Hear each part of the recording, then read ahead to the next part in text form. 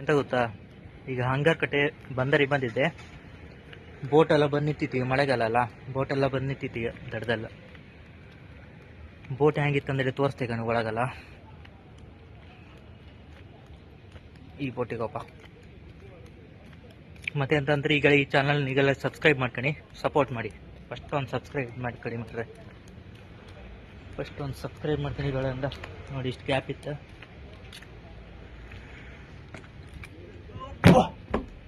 Boat ಒಳಗೆ ಬಂದೆ. ಇದು ಬೇರೆ ಬೋಟ್. ನೆಕ್ಸ್ಟ್ ಇತ್ತು ಬೋಟ್ ಗಣಿ.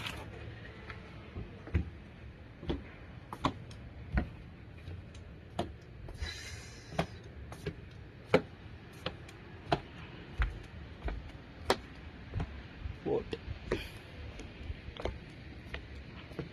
ಇದು ಫ್ರಂಟ್. ಬೋಟ್ ಇದು ಫ್ರಂಟ್ ಗಣಿ.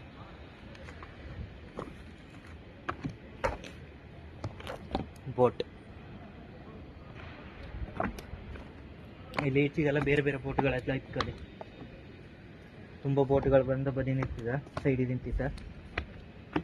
ಮಳೆಗೆಲ್ಲ ಗಾಳಿ ಜೋರಿಕ್ಕು ಎಲ್ಲ ಮೇಲೆ ಬಂತು, ದಡಕ್ಕೆ ಬಂದಿದ್ದವು ಬೋಟ್ ಎಲ್ಲ.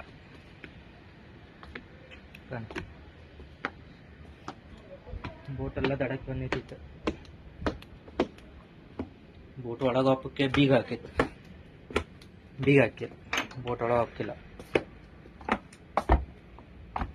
ಕಾಣಿ ಬೋಟ್.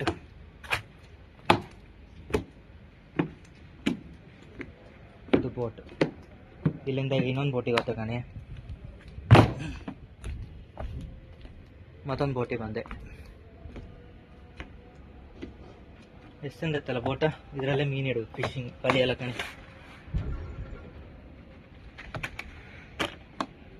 ಬಲಿ ಎಲ್ಲ ಕಣಿ ಬೋಟಿ. ಒಂದಕ್ಕೂ ನನ್ನ ಹೆಸರಿತ್ತು ಬೋಟಿ.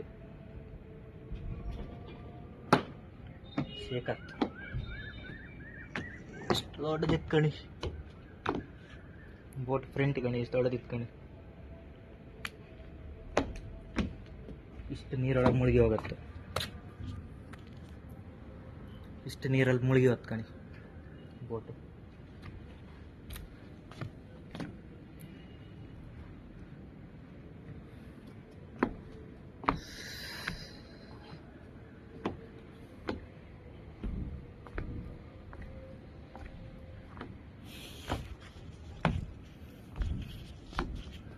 ಅಂತಂದ್ರೆ ಈಗ ಚಾನಲ್ ಸಬ್ಸ್ಕ್ರೈಬ್ ಮಾಡ್ಕೊಂಡ್ರೆ ಮರ್ರೆ.